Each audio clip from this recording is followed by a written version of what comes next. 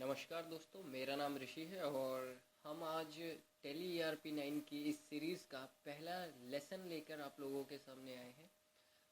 Basically इसके अंदर हम आपको टेली पर practical accounting, practical digital accounting सिखाना चाहते हैं और हमारी इस सीरीज़ का ये पहला लेसन है जो आप इस वीडियो ट्यूटोरियल के अंदर सीखेंगे।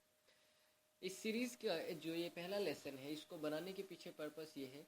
नॉर्मली इसके अंदर जो हमारा ये लेसन है, इसके अंदर हम आपको टेली से रिलेटेड कुछ जो बेसिक कॉन्सेप्ट्स होते हैं उसके बारे में जानकारी देने वाले हैं। जैसे कि प्रैक्टिकली जब आप टेली करना शुरू करते हैं तो हम किसी भी कंपनी को क्रिएट कैसे कर सकते हैं, या टेली को शुरू ही कैसे किया जाए, या अगर हम उसे क्रिएट कर चुके हैं तो हम किसी भी तरीके के अपने बैकअप कैसे ले, किसी भी तरह का डेटा अगर हमारे पास है और अगर डेटा बहुत सारा है या बहुत इंपॉर्टेंट है तो अगर हमें उसका बैकअप लेना है तो वो हम टेली में किस तरह से कर सकते हैं, या अगर कोई डेटा हमें डिलीट करना है या उसकी कॉपी करनी है तो इस तरह से रिलेटेड जो कुछ बुनियादी पहलू है उसके बारे में हम टेली में वो सब चीज़ें आज हम समझेंगे। इस लेसन को इससे पहले कि मैं शुरू करूं, मैं आपको एक बात ध्यान दिलाना चाहूँगा कि यहाँ हम जो ये लेसन शुरू कर रहे हैं, यहाँ हम इस बात को ध्यान रखते हुए शुरू कर रहे हैं कि आप कम से कम मैनुअल अकाउंटिंग के कुछ जो बेसिक प्रिंसिपल्स होते हैं वो समझते हैं, उसकी थोड़ी समझ रखते हैं, और अब आप मैनुअल अकाउंटिंग सीखने के बाद डिजिटल अकाउंटिंग सीखना चाहते हैं। हम यहाँ पर टेली के बिल्कुल ही प्रैक्टिकल लेवल से शुरू करेंगे। इसमें हम डायरेक्ट एंट्रियाँ तो नहीं, लेकिन फिर भी शुरुआत में हम जो है कंपनी बनाना और इस तरह के काम सीखेंगे, और लगभग इसकी दूसरी या तीसरी सीरीज़ में हम एंट्रियाँ करना शुरू करेंगे और हम कुछ ट्रांजैक्शंस रिकॉर्ड करना शुरू करेंगे। अगर आप मैनुअल अकाउंटिंग की नॉलेज नहीं रखते हैं तो आप कोशिश कीजिए इसके बारे में थोड़ी सी समझ ले लें, और हमारी तरफ से भी पूरी कोशिश रहेगी कि आप टेली पर ही कुछ चीज़ें जो हैं अगर आपकी क्लियर ना हो रही हो तो हम मैनुअल अकाउंटिंग समझाकर आपको क्लियर कर दें। लेकिन फ़िलहाल फिर भी हम आपको सजेस्ट करेंगे कि आप इससे पहले कि आप टेली पे सीखना शुरू करें, आप थोड़ी मैनुअल अकाउंटिंग की नॉलेज ले लें। और यहाँ मैं इस बात को ध्यान में रखते हुए ये आपको कोर्स कराऊंगा। साथ ही साथ एक बात और मैं यहाँ पर मानकर चल रहा हूँ कि आपको ये मालूम होगा कि हमें टेली क्यों यूज़ करना है, या टेली की हमें ज़रूरत क्या है, और हम टेली क्यों सीख रहे हैं।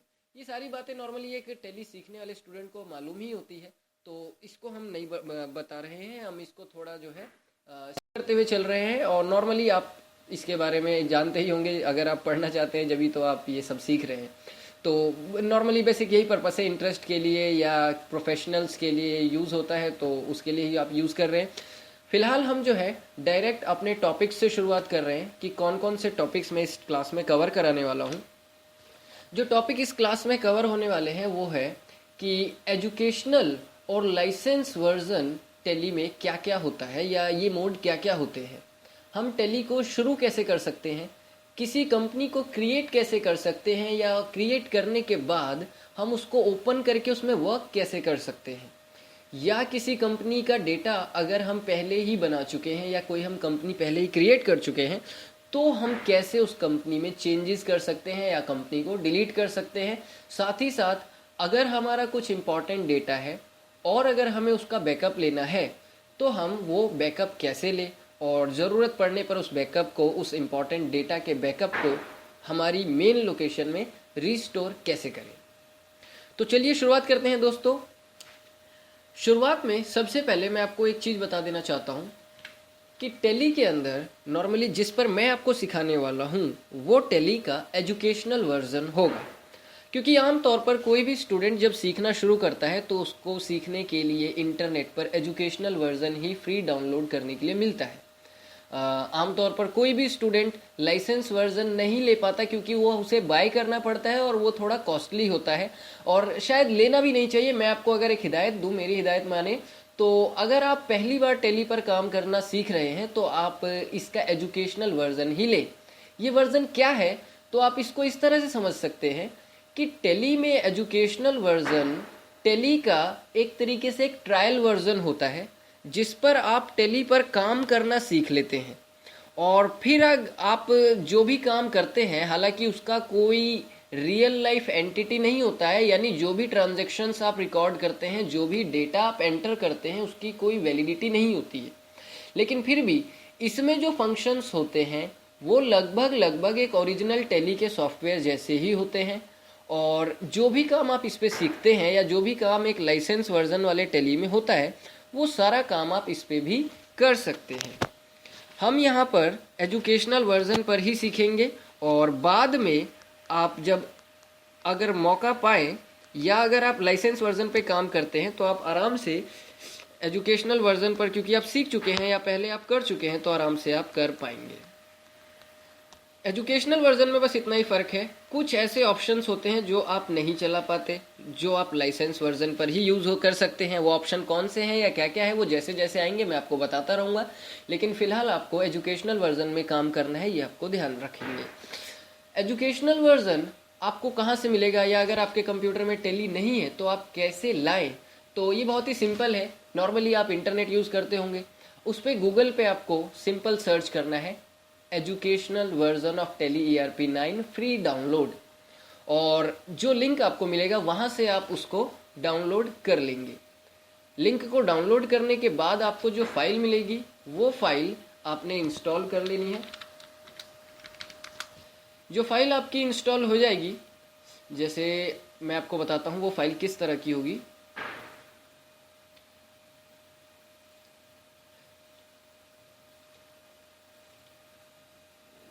देखिए, जो आपकी फाइल आप डाउनलोड करेंगे वो कुछ इस तरह से होगी। ये टैली ERP9 2016 रिलीज 5 का सॉफ्टवेयर का सेटअप है, जो मैंने अभी हाल फिलहाल में डाउनलोड किया है। आमतौर पर हमें लेटेस्ट ही डाउनलोड करना चाहिए, क्योंकि टैली अक्सर अपने कुछ फंक्शन से टैली जो है अपडेट कर देती है, या जिस हिसाब से इकोनॉमिकल सिस्टम में चेंजेस होते हैं उस हिसाब से वो फंक्शंस चेंज कर देती है। तो हमें समय के साथ साथ इसको अपडेट करते रहना चाहिए। मेरे पास ये लेटेस्ट अपडेटेड वर्जन है, वर्जन यानी कि हालांकि है ERP9 ही, लेकिन इसके अपडेट आते रहते हैं, तो ये 2016 का जो है लेटेस्ट डाउनलोड मैंने कर रखा है। और इस फाइल को जब आप रन कराते हैं तो रन कराने के बाद एक इंस्टॉल का ऑप्शन आता है, ये आप जब डाउनलोड करेंगे तब ये फाइल आपको मिलेगी, और इस फाइल को आपने बस इंस्टॉल कर देना है और कुछ नहीं करना है। बहुत ही सिंपल है, कोई सिस्टम स्पेसिफिकेशन भी नहीं है कि आपको इस सिस्टम के लिए ये फाइल करनी है और उस सिस्टम के लिए वो फाइल। 32 बिट या 64 बिट ऐसा कोई भी चक्कर नहीं है, आप इसको सिंपली गूगल से डाउनलोड कर सकते हैं। गूगल से डाउनलोड करने के बाद आपको जो है इस फाइल को सिंपली इंस्टॉल कर लेना है।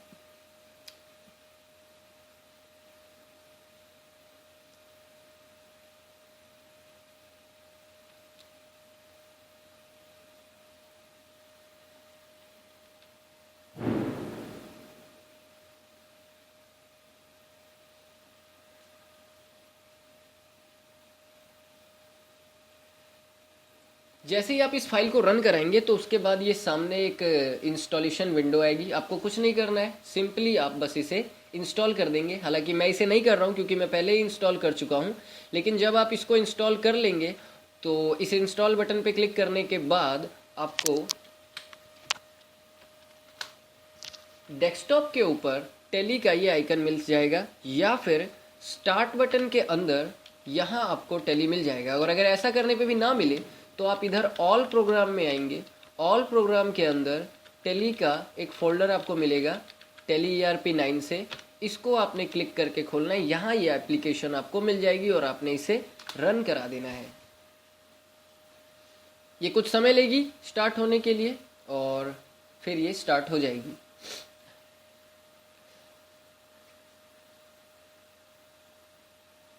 टैली ERP9 का अगर आप एजुकेशनल वर्जन यूज़ कर रहे हैं तो यूज़ करते समय ये जो स्क्रीन खुलकर आती है इसको हम इसका स्टार्टअप स्क्रीन यानी स्टार्टअप विंडो कहते हैं। और आप देख रहे होंगे इसमें बहुत सारे ऑप्शंस हैं और चारों तरफ ही कई सारे ऑप्शन हैं, जैसे ये सारे अलग अलग ऑप्शंस है क्या नहीं, या आप देख रहे होंगे तो राइट साइड में ऊपर की तरफ भी कई सारे ऑप्शन है, जैसे प्रिंट, एक्सपोर्ट, ईमेल, अपलोड, या इस तरफ में राइट साइड में भी आपको एक ग्रीन कलर की पिच सी मिल रही है जिसके अंदर भी एक ऑप्शन है, और नीचे भी काफ़ी सारी बातें लिखी हुई हैं। तो इसको देखकर इतना ज़्यादा कंफ्यूज होने की ज़रूरत नहीं है, ये बहुत ही सिंपल सी चीज़ है। ऊपर जो आपको ऑप्शंस मिल रहे हैं ये सारे कहीं ना कहीं फाइल मेन्यू से रिलेटेड ऑप्शंस है। और इन सब को हम थोड़ा बाद में ही समझेंगे। फिलहाल हमें जो है स्टार्टअप स्क्रीन को समझना है और धीरे धीरे हम सभी ऑप्शंस के बारे में एक एक करके समझेंगे। जो स्टार्टअप स्क्रीन होता है, ये स्क्रीन आपको एजुकेशनल वर्जन में ही मिलेगा। हो सकता है किसी दूसरे तरह के टेली पे या लाइसेंस वर्जन अगर आप यूज़ कर रहे हो तो उस पर आपको डायरेक्ट गेटवे ऑफ टेली मिल जाए। लेकिन फिलहाल जो ये स्क्रीन खुली हुई है इसको हम स्टार्टअप विंडो कहते हैं। स्टार्टअप विंडो के अंदर आपको ये बताना होता है कि आप टेली पे वर्क किस तरह से शुरू करने वाले हैं, या आप किस मोड में टेली को ओपन करना चाहते हैं, या अगर आप लाइसेंस एक्टिवेट कराना चाहते हैं या रीएक्टिवेट कराना चाहते हैं या ख़रीदना चाहते हैं, तो ये सारे ऑप्शंस भी आप यूज़ कर सकते हैं। लेकिन फ़िलहाल हमें यहाँ आना है वर्क इन एजुकेशनल मोड पे, क्योंकि नॉर्मली हम एजुकेशनल मोड पे काम करना चाहते हैं, हमारा काम एजुकेशनल मोड पे, हम कोई रियल ट्रांजैक्शंस की एंट्री नहीं करना चाहते, तो हमें ये खोलना पड़ेगा। और इसको खोलने के लिए आप देखिए लेफ्ट साइड में आपको W लिखा हुआ दिख रहा होगा कैपिटल में, और इस W का मतलब यही है कि अगर आप इस ऑप्शन को वर्क इन एजुकेशनल मोड को अगर आप चलाना चाहते हैं तो आपको ऑल्ट के साथ, क्योंकि W अंडरलाइन हो रखा है वन टाइम, तो ऑल्ट के साथ आपको W प्रेस करना है। जैसे ही आप ऑल्ट के साथ W प्रेस करते हैं तो आपको दो और ऑप्शन मिलते हैं, सिंगल यूज़र मोड और डबल यूज़र या golden multi user mode. Single user mode और मल्टी यूज़र मोड क्या होते हैं? अगर आप अपने कंप्यूटर का काम अकेले ही देखते हैं या कोई एक ही यूज़र अगर देखता है तो आप अपना काम सिंगल यूज़र मोड में शुरू कर सकते हैं। और अगर आप मल्टीपल यूज़र्स रखते हैं, यानी एक से ज़्यादा या बहुत सारे लोग आपके इस पे काम करते हैं, तो आप मल्टीपल यूज़र मोड रख सकते हैं। मल्टीपल यूज़र मोड आमतौर पर एक से ज़्यादा कंप्यूटर्स पे ऑपरेटेड होता है, आमतौर पर ये हम नेटवर्क में यूज़ करते हैं। पर फिलहाल हमें सिंगल यूज़र मोड यानी सिल्वर एडिशन मोड ओपन करना है, और इसके लिए आप देख रहे हैं लेफ्ट साइड में आई बटन जो है कैपिटल में लिखा हुआ है, और इसके लिए आपको ऑल्ट के साथ आई प्रेस करना है। अब जो आप स्क्रीन देख रहे हैं, इस स्क्रीन को हम कहते हैं गेटवे ऑफ टेली। किसी भी स्क्रीन को हम क्या कहते हैं ये हमें कैसे पता चलता है? तो आप ऊपर की तरफ देखिए, आपको प्रिंट का एक ऑप्शन दिख रहा होगा और इसी के ठीक नीचे लिखा हुआ है गेटवे ऑफ टेली। ये एक तरीके से आप मान सकते हैं किसी भी टेली के अंदर किसी भी विंडो का टाइटल बार है, जिसको देखकर आपको ये पता चलता है कि आप फिलहाल किस लोकेशन में खड़े हैं या किस जगह पर खड़े हैं। ये गेटवे ऑफ टेली है। लेकिन गेटवे ऑफ टेली क्या है, आप इसको पहले समझिए। गेटवे ऑफ टेली जो है आमतौर पर वो विंडो होती है जिसके अंदर आप किसी भी कंपनी का काम शुरू कर सकते हैं। ये बात ध्यान रखिए, मैंने बोला किसी भी कंपनी का काम शुरू कर सकते हैं। मतलब क्या? मतलब ये कि आपके पास पहले से एक कंपनी होनी चाहिए और फिर आप उस पर काम शुरू कर सकते हैं। लेकिन हमारे पास तो कंपनी है ही नहीं। और एक बात और ध्यान रखिए, अगर आपने टेली अभी अभी इंस्टॉल किया है तो इस बात की पक्की गारंटी है कि आपको गेटवे ऑफ टेली नहीं मिलेगा, बल्कि एक चीज़ मिलेगी जिसको हम कहते हैं, या एक विंडो मिलेगी जिसको हम कहते हैं कंपनी इन्फो विंडो। अब ये कंपनी इन्फो विंडो क्या है और ये गेटवे ऑफ टेली क्या है? तो गेटवे ऑफ टेली तो मैंने आपको बताया ये तब मिलेगा जब आपने पहले से ही कोई कंपनी खोल रखी हो। जैसे आपको साइड में लेफ्ट साइड में दिख रहा होगा सैंपल नाम से कंपनी खुली हुई है, पर हमें तो अभी कंपनी बनाना आता ही नहीं है, तो हमने खोल कैसे लिया? तो इसीलिए अभी फ़िलहाल हमें इस गेटवे ऑफ टेली पर ध्यान नहीं देना है। हमारे पास जो कंपनी खुली हुई है, हो सकता है आपको पहले से कोई कंपनी खुली हुई मिल जाए और हो सकता है ना भी मिले। हमें कैसे भी करके कंपनी इन्फो पे पहुंचना है, और कंपनी इन्फो पे पहुंचना है तो उसके लिए हमें ये कंपनी बंद करनी है। इसको बंद करने के लिए आप राइट साइड में सबसे ऊपर देखें तो आपको एक ऑप्शन मिल रहा होगा शट कंपनी का, जिसके साइड में F1 है और वो अंडरलाइन है, यानी कि ऑल्ट F1 से ये ऑप्शन चल जाएगा। तो हमने ऑल्ट F1 प्रेस किया और जो सैंपल नाम से कंपनी खुली हुई थी और वो कंपनी बंद हो चुकी है, और ये कंपनी इन्फो अब आपका आ चुका है सामने। कंपनी इन्फो के अंदर देखिए वही ऑप्शंस आपको दिख रहे हैं जो मैंने आपको आपके टॉपिक में दिखाए थे।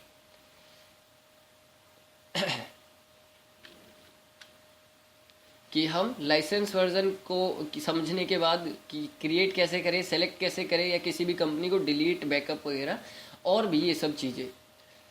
तो हम एक एक करके इन चीज़ों को देखेंगे। सबसे पहले हमें जो ऑप्शन देखना है वो है क्रिएट कंपनी का। ये जो क्रिएट कंपनी का ऑप्शन है, इसका मतलब सीधे सीधे है, नाम से ही पता चल रहा है कि आप इससे किसी भी कंपनी को क्रिएट कर सकते हैं जिसके लिए आप एंट्रियां करना चाहते हैं। पर इसके अंदर आप इस लाइन में एक चीज़ देखें तो आपको दिख रहा है सी जो है रेड कलर से मार्क है। इसका मतलब ये है कि अगर आप ये ऑप्शन चलाना चाहते हैं तो आपको सीधे सी बटन प्रेस करना है। जैसे ही आप सी बटन प्रेस करते हैं तो एक विंडो खुलती है जिस विंडो का टाइटल है कंपनी क्रिएशन, यानी ये कंपनी क्रिएशन विंडो है और इस विंडो पे आप कोई भी कंपनी क्रिएट कर सकते हैं। और इस विंडो के अंदर जो सबसे पहले ये आपसे ऑप्शन पूछ रहा है, इस ऑप्शन में ये पूछ रहा है कंपनी का नेम, लेकिन उससे पहले देखिए कुछ लिखा हुआ है ऊपर डायरेक्टरी में लिखा है सी ड्राइव :/public/user/tele.erp9/data। इसका मतलब क्या है, या ये डायरेक्टरी का मतलब क्या होता है? डायरेक्टरी का मतलब कंप्यूटर के अंदर किसी भी एक ऐसी लोकेशन से है जहां आप जो कंपनी बना रहे हैं उसका डेटा स्टोर होना है। यानी ये जो डायरेक्टरी दिखा रहा है यूजर्स, उसके अंदर पब्लिक वाला फोल्डर, उसके अंदर टेली ईआरपी वाला फोल्डर, उसके अंदर डेटा वाला फोल्डर, इसी लोकेशन में अगर आपने कंपनी बनाई तो आपका डेटा स्टोर होगा। अगर आप कोई दूसरा लोकेशन डालना चाहे या कहीं और अपना डेटा स्टोर करना चाहे तो वो आप डाल सकते हैं। इसके लिए आपको एक स्पेसिफिक लोकेशन चुननी होती है। मान लीजिए मैं यहाँ पर यूज़र्स के अंदर एक लोकेशन में पहले देख लेता हूँ। मान लीजिए माई कंप्यूटर के अंदर हम आते हैं सी ड्राइव के अंदर। सी ड्राइव के अंदर मैं यूज़र्स के अंदर आया और मैं यहाँ पर 245 नाम से जो यूज़र है उसके अंदर आया और मैं उसके डेस्कटॉप पे अपनी कंपनी का एक डेटा डालना चाहता हूँ। और डेस्कटॉप पे भी नहीं, डेस्कटॉप पे एक फ़ोल्डर बना के उसके अंदर मैं ये डेटा डालना चाहता हूँ। इस फोल्डर को मैंने नाम दे दिया कंपनी। इस फोल्डर के अंदर हम जो है अपना डेटा डालना चाहते हैं। तो यहाँ ये पूरी लोकेशन क्या है, ये पूरी लोकेशन वही लोकेशन है जो आपको टेली के अंदर डालनी है। जैसे ही आप यहाँ साइड में कंपनी से आगे आकर क्लिक करते हैं तो ये लोकेशन आपको दिख जाती है। यही सेम लोकेशन आपको आपके डेस्टिनेशन में भी डालनी है, सॉरी डेस्टिनेशन नहीं, डायरेक्टरी में डालनी है। यानी कि सी ड्राइव्स के अंदर आपने ये तो डाल दिया यूज़र्स, पर यूज़र्स के बाद आपको डालना है 245 और उसके अंदर डालेंगे 245 यूज़र का डेस्कटॉप और उसके अंदर डालेंगे जो फोल्डर का नेम है वो हमने बनाया था, फोल्डर का नेम हमने कंपनी नेम से बनाया है तो हम यहाँ पर डालेंगे कंपनी। एंटर करने पर ये वो लोकेशन देख लेगा और इसके बाद अब आपको नाम देना है। तो मान लीजिए मैंने इसे नाम दिया फर्स्ट कंपनी नाम दिया, ठीक है। और अगर कोई भी मेलिंग डिटेल आप इस कंपनी से रिलेटेड जानते हैं तो वो आप इसमें दे सकते हैं। मैंने यहाँ पर दिया रोहिणी न्यू दिल्ली। कंट्री आपको बता देनी है, मैंने इंडिया चुन लिया और इंडिया के अंदर स्टेट या सिटी दिल्ली। ये सब चीज़ें कंपलसरी नहीं है, आप चाहें तो डाल सकते हैं, चाहे तो छोड़ सकते हैं।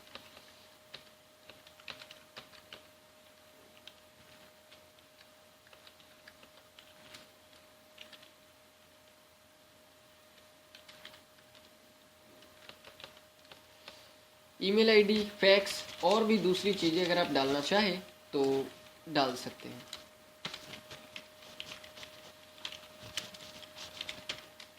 वेबसाइट्स है। अब इसके बाद आप यहाँ पर देखेंगे ये एक ऑप्शन आ रहा है इसके अंदर books and financial year detail, और इस सेक्शन के अंदर एक पहला ऑप्शन है फाइनेंशियल ईयर बिगिन फ्रॉम। यानी आपको यहाँ पर ये बताना है कि आपकी कंपनी जो काम शुरू कर रही है ये किस फाइनेंशियल ईयर के अंदर काम ऑर्गेनाइज होगा या काम करेगी। फाइनेंशियल ईयर आमतौर पर हिंदुस्तान में 1 अप्रैल से शुरू होता है और आपको भी कोई ऐसी ही तारीख डालनी है। मान लीजिए मैंने यहाँ पर 1 अप्रैल 2016 डाला, पर आमतौर पर ऐसा नहीं होता है कि अगर 1 अप्रैल को ही फाइनेंशियल ईयर शुरू हुआ तो 1 अप्रैल को ही कंपनी भी शुरू हुई। कई बार ऐसा होता है कि इस फाइनेंशियल ईयर के अंदर, इस पर्टिकुलर फाइनेंशियल ईयर के अंदर ये कंपनी जो है अक्टूबर से रिकॉग्नाइज हुई या ये कंपनी नवंबर से रिकॉग्नाइज हुई, तो उसकी स्टार्टिंग डेट आपको यहाँ पर डालनी होती है। एक बात दोस्तों मैं आपको और बता दूं कि टेली के अंदर टेली के अंदर नहीं, टेली के एजुकेशनल वर्जन के अंदर जब भी आपसे डेट मांगा जाता है तो डेट डालने को लेकर, ये सिर्फ एजुकेशनल वर्जन में ही है, लिमिटेशन होती है कि आप अप्रैल की पहली और दूसरी और बाकी सभी महीनों की पहली, दूसरी और आखिरी यानी 31st डेट को डाल सकते हैं और कोई डेट नहीं डाल सकते।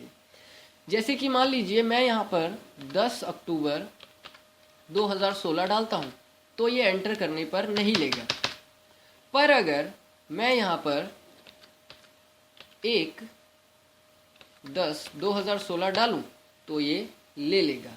इसका मतलब वही जो मैंने आपको बताया कि ये एक एजुकेशनल वर्जन है, और एजुकेशनल वर्जन में आप 1, 2 और 31 तारीख के अलावा और कोई तारीख यूज़ नहीं कर सकते। तो हमें यहाँ पर ये तारीख ऐसे ही डालनी पड़ेगी मजबूरन।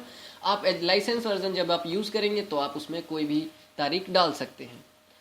और फिलहाल हम यहाँ पासवर्ड के लिए जो ऑप्शन है उसको हम स्किप कर रहे हैं, हालांकि इसको मैं आपको आगे के ट्यूटोरियल्स में कवर करा दूंगा, इसे अभी फ़िलहाल हम नहीं समझ रहे हैं। और एंटर करके आप नीचे की तरफ आ जाएंगे।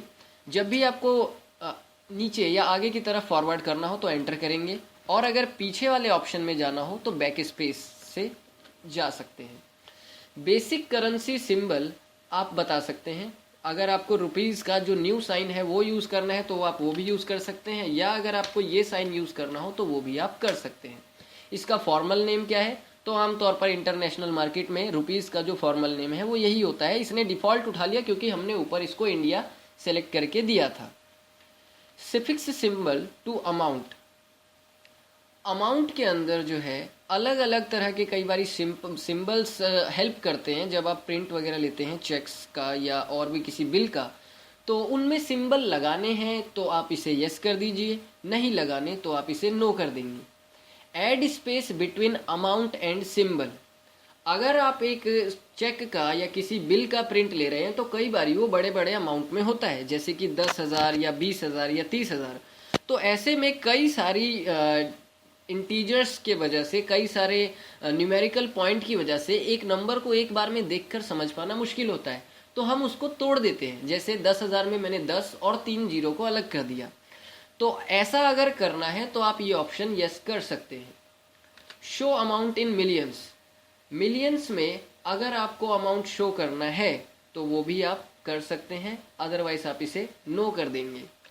नंबर ऑफ डेसिमल प्लेसेस, किसी भी तरह का अगर आप एंट्री कर रहे हैं, किसी भी तरीके का अगर आप कोई नया वाउचर में एंट्री कर रहे हैं, तो कोई भी बिल बना तो पॉइंट के बाद कितने न्यूमेरिकल प्लेसेस रखने हैं, कितने डेसिमल प्लेसेस रखने हैं, ये आप यहाँ बता सकते हैं। तो मुझे पॉइंट के बाद 2 ही डिजिट देखने हैं।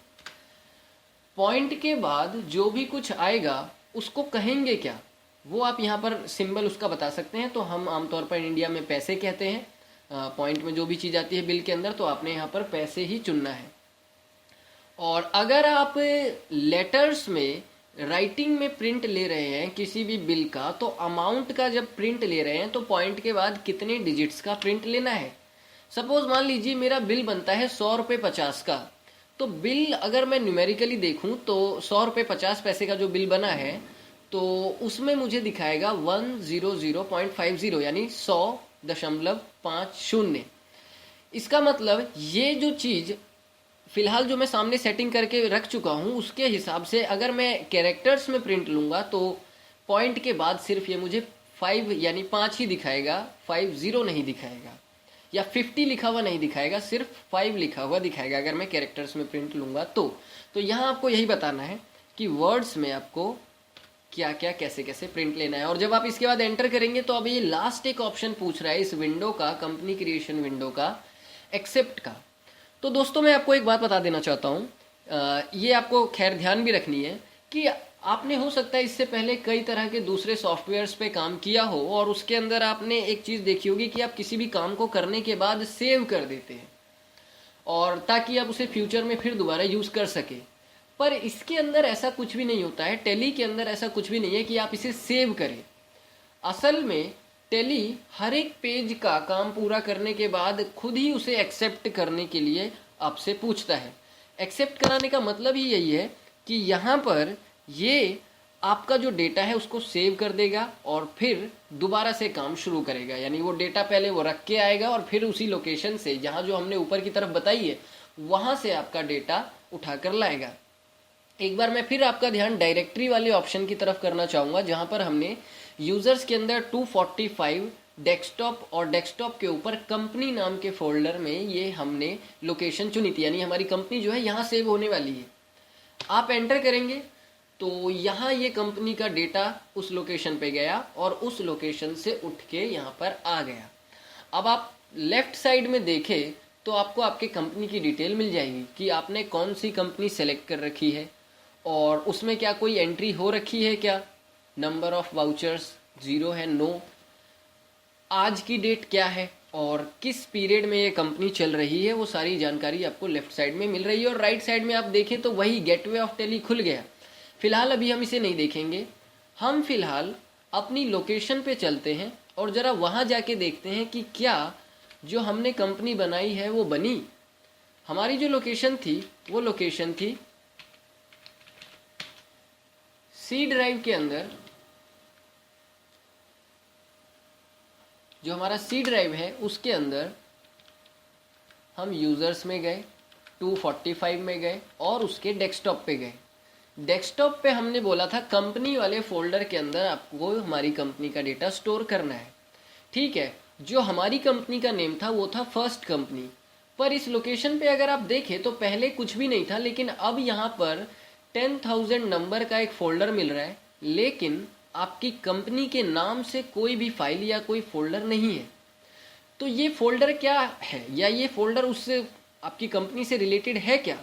तो जी हाँ, असल में जब भी आप कोई कंपनी बनाते हैं टेली के अंदर, तो कोई भी कंपनी अपने नाम से सेव नहीं होती, बल्कि कंप्यूटर उसे एक यूनिक नंबर दे देता है और वो उसी लोकेशन पे वो नंबर मिलता है जिस लोकेशन को आपने डायरेक्टरी में बनाते समय डाला था।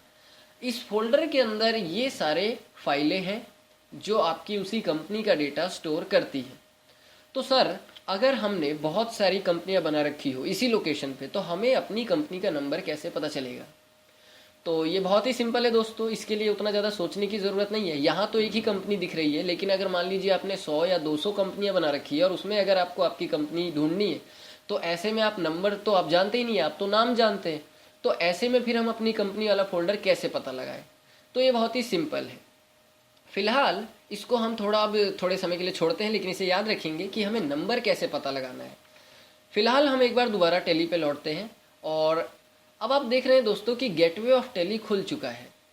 पर गेटवे ऑफ टेली पे मैंने आपको बताया था कि ये हम तब सीखेंगे जब हम कंपनी इन्फो पे आ जाएंगे। और कंपनी इन्फो पे आने के लिए मैंने आपको बताया था कि जो कंपनी एक बार खुल गई उसे आपने बंद करना है। ठीक है जी, हमने फिर दोबारा इस कंपनी को बंद कर दिया, ऑल्टर F1 से ये कंपनी बंद हो गई। तो सर, अब मैं क्रिएट तो करना जान गया। अब मान लीजिए जो कंपनी मैंने बनाई थी, यानी फर्स्ट कंपनी नाम से, उस कंपनी को अगर मुझे खोलना है तो मैं कैसे खोलूँगा? तो इसके लिए देखिए, यहाँ सबसे ऊपर कंपनी इन्फो में सेलेक्ट कंपनी का एक ऑप्शन है, इसको आपने चलाना है। जैसे ही आप सेलेक्ट कंपनी वाले ऑप्शन पे आते हैं तो यहाँ भी ये आपसे वही चीज़ पूछ रहा है, नेम, किस कंपनी को आप खोलना चाहते हैं। तो आपको दिख रहा है आपकी कंपनी यहाँ पर है, पर नेम से पहले अगर आप बैक स्पेस करें तो देखिए यहाँ पर क्या चीज़ है। यहाँ पर पैथ वाले ऑप्शन में वही चीज़ है जो कंपनी क्रिएट करते समय आपने डायरेक्टरी पे डाला था। डायरेक्टरी में हमने यही लोकेशन डाली थी और बताया था कि हमारी कंपनी यहाँ क्रिएट होने वाली है। तो असल में जहाँ पे आपने कंपनी क्रिएट करी है वहीं से आप कोई भी डेटा उठा सकते हैं। तो यहाँ इसने बाय डिफ़ॉल्ट लास्ट जो लोकेशन आपने टेली में डाली है वो उठा लिया, लेकिन हो सकता है आपको कोई दूसरी लोकेशन मिल जाए, जैसे कि सी ड्राइव, उसके अंदर यूज़र्स,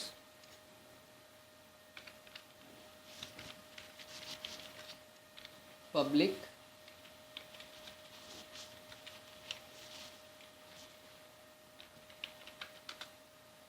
इस लोकेशन के अंदर अगर आप देखें तो बहुत सारी कंपनियां हैं।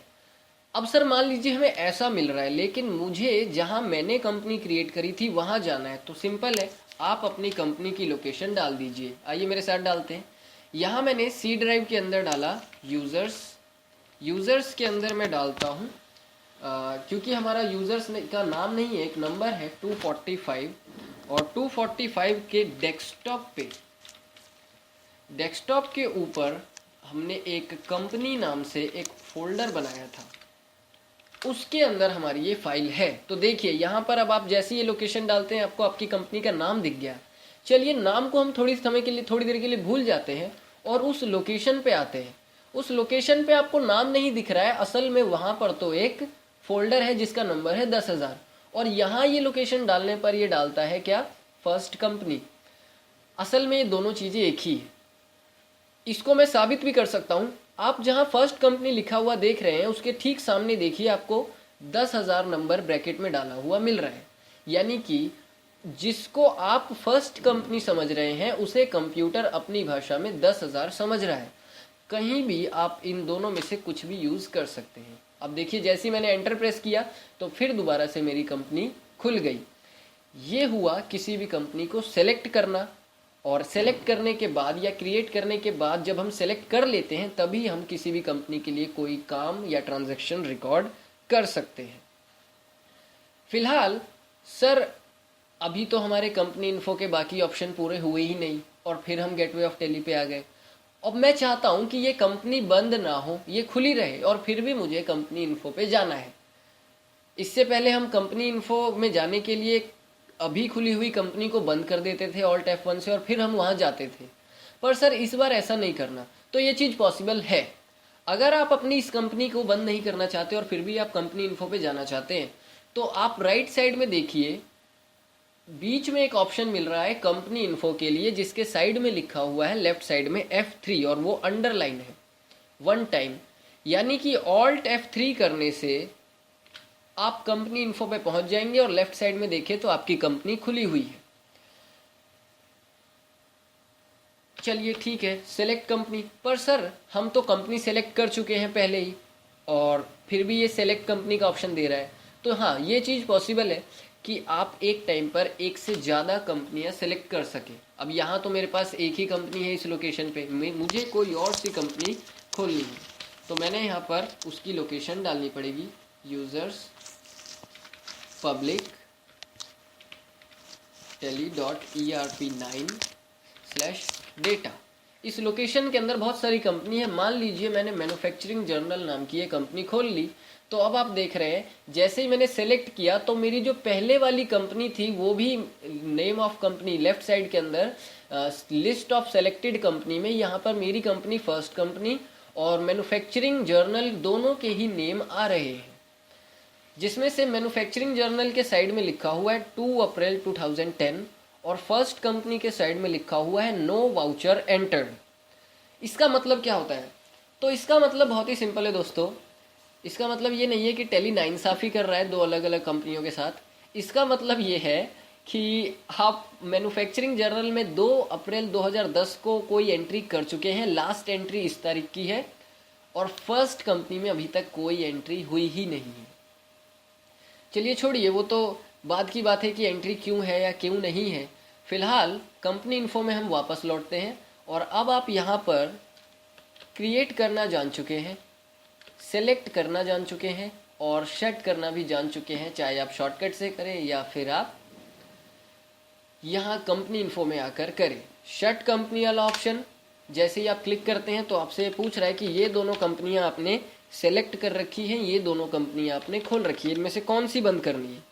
तो जो भी आपको बंद करनी हो वो आप यहाँ पर क्लिक करके बता देंगे, वो कंपनी बंद हो जाएगी। मान लीजिए मैं मैन्युफैक्चरिंग जर्नल बंद करना चाहता हूँ तो इस पर आपने एंटर कर देना है। इसके अंदर हम नॉर्मली माउस बहुत कम ही यूज़ करेंगे, टेली के अंदर उतना ज़्यादा माउस का इस्तेमाल नहीं होता है। शुरू में हो सकता है आपको दिक्कत हो, लेकिन बाद में आप इसको सीख जाएंगे। चलिए सर, अब हम ये भी सीख गए। अब अगर मान लीजिए मेरी कोई कंपनी मैं एक बार बना चुका हूँ और उसमें मैंने एड्रेस डाला, जैसे कि अभी मैंने फर्स्ट कंपनी में एड्रेस डाला रोहिणी का, तो रोहिणी का एड्रेस डाला, लेकिन अब मान लीजिए मेरी ये कंपनी रोहिणी से उठकर गुड़गांव हरियाणा में चली गई है और अब मैं इसका एड्रेस चेंज करना चाहता हूँ, तो सर क्या ये पॉसिबल है? तो ये बिल्कुल पॉसिबल है। आपको सबसे पहले तो अपनी कंपनी सेलेक्ट करनी है, जैसा कि मैं कर चुका हूँ। ऑल्टर F3 से मैं कंपनी इन्फो में आया और यहाँ पर आप देख रहे हैं ये एक ऑप्शन है ऑल्टर का। ऑल्टर का मतलब होता है चेंज करना, पहले से कुछ हो रखा है उसकी सेटिंग में कुछ चेंज करना। तो मैं यहाँ पर ऑल्टर में आके अपने अकॉर्डिंग चेंज करूँगा। ऑल्टर पे क्लिक करना है, फर्स्ट कंपनी जो मैंने सेलेक्ट करने रखी है उसी के अंदर मुझे चेंज करना है। यहाँ आपने रोहिणी की जगह जो भी आपका एड्रेस है वो आप यहाँ पर डाल देंगे। जैसे मैंने यहाँ पर गुरुग्राम डाल दिया और यहाँ मैंने हरियाणा डालना है, इंडिया चुनेंगे और यहाँ आपने हरियाणा डालना है। अगर आपके पास कुछ चीज़ें ना हो तो एंटर करके आप उसे ब्लैंक भी छोड़ सकते हैं, ज़रूरी नहीं कि वही सेम टू सेम या हर चीज़ आपको भरनी ही है, और अब आप इसे एक्सेप्ट करा लेंगे। इस तरह से हम किसी भी कंपनी को हम अगर बना चुके हैं तो उसके डेटा में हम चेंज भी कर सकते हैं। पर सर अगर हम किसी कंपनी को डिलीट करना चाहें या अगर हमें अब किसी कंपनी का डेटा नहीं रखना तो हम उस डेटा को कैसे मिटाएं? तो इसको भी करने के कई सारे तरीके हैं। नॉर्मली अगर टेली का यूज़ करके आप करना चाहें तो ये बहुत ही आसान है। आपको ऑल्टर में आना है, ऑल्टर में आप आए और सर ऑल्टर तो चेंज करने के लिए होता है। हाँ, हम इसमें चेंज कर सकते हैं, लेकिन साथ ही साथ हम इसमें डिलीट भी अप्लाई कर सकते हैं। डिलीट करने के लिए इसी स्क्रीन पर जब आप इसे खोल चुके हैं आपको ऑल्ट के साथ डी प्रेस करना है। ऑल्ट के साथ डी प्रेस करने पर आपको ये येस का ऑप्शन डिलीट करने के लिए बोलेगा, आपसे कंफर्मेशन मांगेगा, आपने येस कर देना है। वाई प्रेस करेंगे और फिर दोबारा मांगेगा आर यू श्योर, आपको फिर वाई प्रेस करना है। नो के लिए आप एन प्रेस कर सकते हैं। देखिए वो कंपनी डिलीट हो गई, अब मेरे पास कोई भी कंपनी सेलेक्टेड नहीं है। और जब मैं सेलेक्ट कंपनी में आता हूँ तो भी मुझे अब ये उस लोकेशन पे कुछ नहीं दिखाएगा जो मैंने जहाँ कंपनी बनाई थी। सी ड्राइव, यूज़र्स, 245, डेस्कटॉप, और डेस्कटॉप के अंदर कंपनी नाम के एक फोल्डर के अंदर मैंने ये सारा काम किया था। देखिए यहाँ पर कोई भी कंपनी नहीं है। चलिए ज़रा हम लोकेशन पे चलकर देखते हैं। तो चलकर देखेंगे तो यहाँ देखिए डेस्कटॉप पर कंपनी नाम से जो फोल्डर था उसके अंदर भी कुछ नहीं है। ये आपने टेली के थ्रू डिलीट कर दिया। पर सर क्या और कोई तरीका है किसी कंपनी के डेटा को डिलीट करने का? तो हाँ, अगर आप किसी कंपनी के नंबर को जानते हैं, जैसे मान लीजिए मैंने यहाँ पर टेम्प नाम की एक कंपनी बना रखी है, इसको मैंने खोल लिया और इसका नंबर है क्या 1001। फिलहाल मैं इसे खोल नहीं रहा, पर इसका नंबर मैंने याद कर लिया और इसकी लोकेशन भी मैंने याद कर ली है। आपको बस इसकी लोकेशन पे जाना है, यानी कि सी ड्राइव में आएंगे और सी ड्राइव के अंदर यूज़र्स के अंदर आना है, पब्लिक के अंदर आना है और tele.erp9 के अंदर आएंगे। ये डेटा वाला मैंने खोला। आप अगर यहाँ पर देखें तो आपको नंबर दिखा रहा है ये 10001। तो यानी कि ये जो फाइल है ये उसी कंपनी की फाइल है और अगर आप इसको डिलीट कर दें तो आपका काम हो जाएगा। ये दिखा भी रहा है। आपको शिफ्ट के साथ डिलीट बटन प्रेस करना है, shift delete permanently. Are you sure you want to permanently delete this folder? Yes, आपने यस कर देना है, एंटर प्रेस करना है। अब अगर आप आते हैं और जब आप दोबारा सेलेक्ट कंपनी पे आएंगे तो वो टेम्प नाम की जो फाइल है, ओह सॉरी, असल में इसका नंबर 7 है, 1 नहीं। हमें 7 नंबर वाला फोल्डर डिलीट करना पड़ेगा। ये हमने डिलीट कर दिया और सेलेक्ट कंपनी में आएंगे तो अब आपको यहाँ पर वो टेम्प नाम की फाइल नहीं मिलेगी। आप इस तरह से भी किसी कंपनी का डेटा डिलीट कर सकते हैं। चलिए, कंपनी इन्फो के अंदर अब हम सेलेक्ट करना, किसी कंपनी को क्रिएट करना, किसी कंपनी को डिलीट करना या उसमें हम चेंजेस करना देख चुके हैं। साथ ही साथ किसी भी कंपनी को अगर हम किसी अलग अलग तरह की लोकेशन पे क्रिएट करना चाहते हैं या अलग अलग फाइल पैथ पे हमें क्रिएट करना है या एक जगह से दूसरी जगह नंबर्स के हिसाब से हमने कंपनियों को समझा, तो वो सारी चीज़ें भी हम अब देख चुके हैं। अब हम लास्ट के ये 3 ऑप्शन हैं, बैकअप, रीस्टोर और क्वाइट, ये ऑप्शंस देखते हैं। अगर आपको डायरेक्टरी और पैथ का कॉन्सेप्ट समझ में आया तो ये काम आपके लिए बहुत ही आसान है। बैकअप या रीस्टोर क्यों किया जाता है? तो दोस्तों ये बहुत ही आसान काम है। बैकअप का मतलब क्या होता है, ज़रा हम इसको समझ लेते हैं। आमतौर पर जब हम एक बड़े पैमाने पर अकाउंटेंट का काम कर रहे होते हैं तो ऐसे में हमें अपना कंपनी का डेटा बहुत ही कंफर्टेबल रखना होता है, बहुत ही सिक्योर रखना होता है कि किसी भी केस में मेरे से डेटा लॉस ना हो जाए, क्योंकि ऐसा हुआ तो आपके ऊपर जो है बहुत ही बड़ी रिस्पॉन्सिबिलिटी होती है और उसका नुकसान आपको उठाना पड़ सकता है। तो सर किन किन केसों में हमारा डेटा लॉस हो सकता है? तो बहुत सारे ऐसे केसेस हैं, वायरस की वजह से आपकी कंपनी का डेटा बिगड़ गया, या गलती से आपसे ही डिलीट हो गया, या किसी दूसरे सॉफ्टवेयर के फंक्शन ने आपके फंक्शंस को, आपके फोल्डर के फंक्शंस को ब्लॉक कर दिया है। इस तरह का कोई भी रीज़न हो सकता है। आमतौर पर हम जो भी डेटा स्टोर करते हैं वो सी ड्राइव में ही स्टोर होता है, और सी ड्राइव में ही दूसरे सॉफ्टवेयर्स की भी फाइलें बनती हैं। तो आमतौर पर ऐसा होता है कि कई बार हमारा डेटा करप्ट हो जाता है, तो इसलिए हम बैकअप बनाते हैं। बैकअप में क्या होता है? बैकअप में हमारे कंप्यूटर से ही बाहर का कोई भी रिमूवेबल मीडिया, यानी कोई पेन ड्राइव, कोई सीडी या कोई भी तरह का मेमोरी कार्ड जो हर वक्त कंप्यूटर में ना लगा हो, उसको आप एक टाइम, दिन में एक बार, हफ्ते में एक बार या महीने में एक बार लगाकर और उस कंपनी का एक पर्टिकुलर पीरियड का डेटा उठाकर रख लेते हैं। इन केस अगर फ्यूचर में डेटा लॉस हो गया तो आपको इस तारीख तक का डेटा यहाँ से मिल जाएगा, इस चीज़ की गारंटी होती है। तो ये काम हम बैकअप से पॉसिबल कर सकते हैं कि सी ड्राइव से हट के अगर मुझे एक या उससे ज़्यादा कई सारी कंपनियों का डेटा एक ही जगह पे कहीं पर सिक्योर रखना हो तो मैं बैकअप ले सकता हूँ। मान लीजिए जो मेरे पास कुछ कंपनियां हैं, जैसे ये इन्वेंट्री कंट्रोल, मैन्युफैक्चरिंग जर्नल और प्राइस लेवल, इन चारों कंपनी यानी नंबर 4, नंबर 6, नंबर 5 और 9, इन चारों कंपनियों को इकट्ठे मैं अपने एक रिमूवेबल मीडिया में डालना चाहता हूँ। तो ये काम हम कैसे करेंगे? देखिए, मान लीजिए मैं इसको अपने सी ड्राइव से उठाकर ई ड्राइव में डालना चाहता हूँ, या मैं इसको अपनी सीडी में डालना चाहता हूँ, या पेन ड्राइव में डालना चाहता हूँ। ये सारे काम हम कर सकते हैं। फिलहाल अगर आप पेन ड्राइव लगाए तो आप पेन ड्राइव में भी डाल सकते हैं, लेकिन मैंने अभी फ़िलहाल कोई पेन ड्राइव नहीं ले रखी है। मैं इसको आपको एक सिंपल ही दूसरी ड्राइव में डालकर बता रहा हूँ। हमें बैकअप लेने के लिए बैकअप वाले ऑप्शन पे आना है और बैकअप पे क्लिक कर देंगे। सबसे पहले ये पूछ रहा है वो सोर्स बताइए जहाँ पर आपकी फाइलें पड़ी हुई है। तो सोर्स बिल्कुल राइट है, यूज़र्स के अंदर पब्लिक टेली ERP9 और डेटा वाले फोल्डर में हमारी फाइलें पड़ी हुई है, हमें यहीं से उठाना है। और अब आप डेस्टिनेशन बताएंगे जहां आपको फाइलें डालनी है। तो डेस्टिनेशन क्या है? डेस्टिनेशन है कि कंप्यूटर के अंदर ई ड्राइव में, या मान लीजिए कंप्यूटर के अंदर ई ड्राइव के अंदर यहाँ मैंने एक फोल्डर बनाया बैकअप नाम से, और इस फोल्डर के अंदर मुझे बैकअप बनाना है। पूरी लोकेशन क्या हुई? ई ड्राइव और उसके अंदर बैकअप। तो यही लोकेशन आपको यहाँ डालनी है, E:/बैकअप,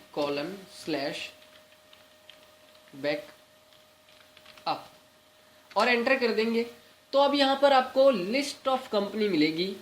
ये सारी कंपनियां उस जगह पर है जो जगह आपने सोर्स में डाली है, यानी सोर्स में डाली हुई लोकेशन की सारी कंपनियां जितनी भी है वो सारी आपको यहाँ दिखा देगा। और इन सब में से जिस जिसका बैकअप आप ई ड्राइव के अंदर लेना चाहें वो आप ले सकते हैं। तो जैसा कि मैंने बोला था, एक हो गया इन्वेंट्री, एक हो गया इन्वेंट्री कंट्रोल। आप एरो की मदद से ऊपर नीचे कर सकते हैं और एंटर से सेलेक्ट कर सकते हैं। मैन्युफैक्चरिंग जर्नल और प्राइस लेवल। और भी कोई कंपनी हो तो आप वो चुन लेंगे, नहीं तो आप एंड ऑफ लिस्ट कर सकते हैं। एंड ऑफ लिस्ट, और अब आप इसको एक्सेप्ट कराएंगे। एक्सेप्ट कराना ज़रूरी होता है। ये क्या हुआ? ये आपका बैकअप बन गया। बैकअप बना कि नहीं बना ये अगर आपको देखना है तो आप उसी लोकेशन पे जाइए जहां आपने बताया था।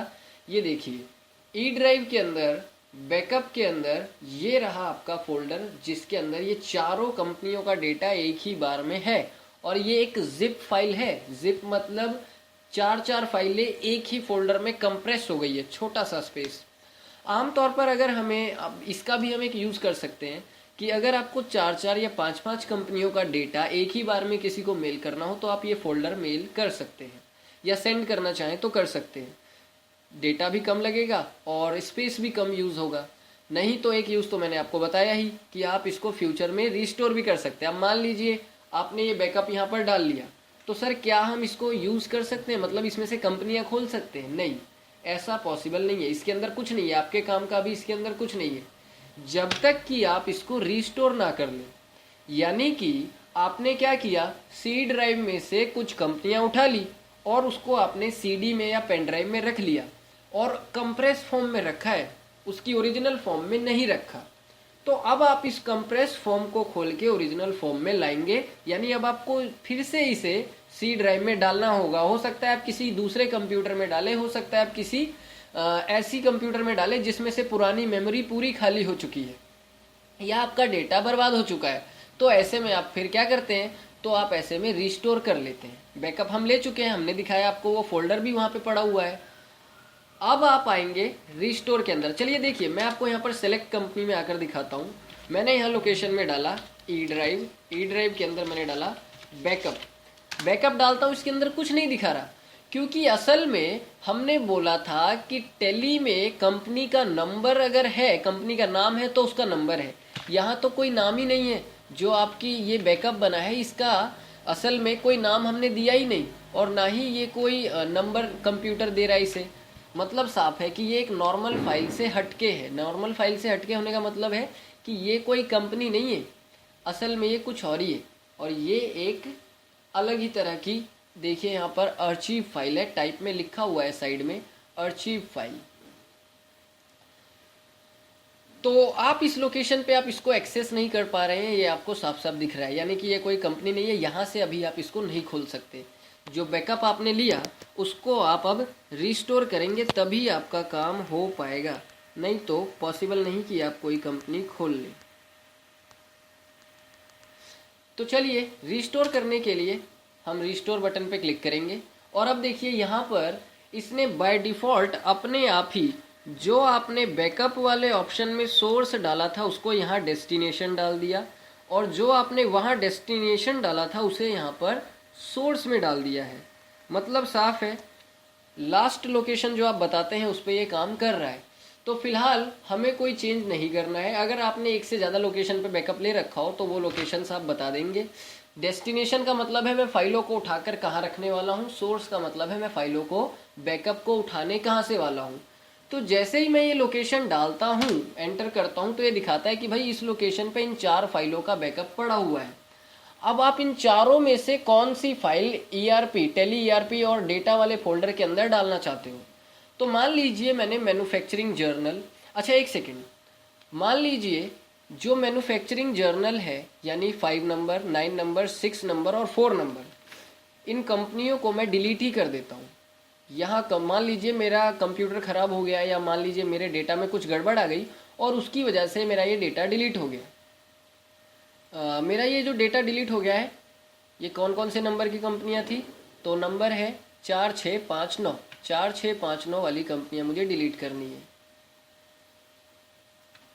मान लीजिए ये कंपनियाँ मुझसे डिलीट हो गई, और अगर आप टेली में भी देखें तो अब आपको ये फाइलें नहीं मिलेंगी। जैसे मैं सेलेक्ट कंपनी पे आता हूँ और सेलेक्ट कंपनी पे आप देखें तो मैन्युफैक्चरिंग जर्नल या इंटरेस्ट के इन्वेंट्री कंट्रोल कोई भी ऐसी कंपनी नहीं है, इनका नंबर भी आप देखें तो नहीं होगा। तो फिर अब ऐसे केस में हम बैकअप को रिस्टोर करेंगे। आपको रिस्टोर पे आना है और रिस्टोर पे आकर जिस भी कंपनी का डेटा आपको वापस चाहिए उसको आपने चुन लेना है। मान लीजिए मैन्युफैक्चरिंग जर्नल चुना मैंने, अभी एंड ऑफ लिस्ट नहीं कर रहा हूँ, और इन्वेंट्री चुना और एंड ऑफ लिस्ट कर दिया। यानी ये चारों में से मुझे सिर्फ 2 को ही वापस लाना है, 2 की ज़रूरत नहीं है, इसे एक्सेप्ट करा देंगे। अब अगर आप सेलेक्ट कंपनी पे आते हैं तो सेलेक्ट कंपनी के अंदर आप देखेंगे आपको आपका मैन्युफैक्चरिंग जर्नल और इन्वेंट्री यानी 4 और 5 दोनों नंबरों की कंपनियां मिल गई। मान लीजिए एक तो आपने इस जगह पे डाल दी, मान लीजिए इसी की ठीक एक और कॉपी, इन्हीं दोनों कंपनियों की एक और कॉपी आपको चाहिए। डेस्कटॉप पे जो हमने फोल्डर बनाया था ना कंपनी नाम से, उसमें भी एक कॉपी चाहिए। तो हम दोबारा से इसको रिस्टोर कर सकते हैं। रिस्टोर करने पर अब आपने डेस्टिनेशन में चेंज करना है सी ड्राइव, सी ड्राइव के अंदर यूज़र्स, यूज़र्स के अंदर 245, उसके अंदर उनका डेस्कटॉप, और उसके अंदर जो कंपनी नाम से मैंने फ़ोल्डर बनाया था वो, उस लोकेशन पे मुझे मान लीजिए प्राइस लेवल और इन्वेंट्री कंट्रोल को डालना है, एंड ऑफ लिस्ट कर देंगे, एक्सेप्ट करा देंगे। तो जब अब आप सेलेक्ट कंपनी में आते हैं और अब आप अगर लोकेशन डालते हैं सी ड्राइव, उसके अंदर यूज़र्स, उसके अंदर 245, उसके अंदर डेस्कटॉप और उसके अंदर कंपनी नाम से फोल्डर, तो उसके अंदर डालने पर आपको ये दोनों कंपनियां मिल जाएंगी, क्योंकि मैंने लोकेशन जो बताई थी कि भाई यहाँ जो बैकअप पड़ा हुआ है उसमें से ये 2 फाइलों की एक कॉपी यहाँ डाल दो। सेलेक्ट कंपनी में ये दोनों ऑप्शन आ रहे हैं, मैं इनमें से जो भी खोलना चाहूँ खोल सकता हूँ। तो ये था दोस्तों आज की पहली क्लास का एक लेक्चर, जिसमें हमने इन अलग अलग टॉपिक्स के बारे में समझा कि हम लाइसेंस वर्जन और एजुकेशनल वर्जन कब कब और कैसे कैसे यूज़ करते हैं। साथ ही हमने एक लिमिटेशन के बारे में जाना कि डेट को लेकर थोड़ी इसमें लिमिटेशन है।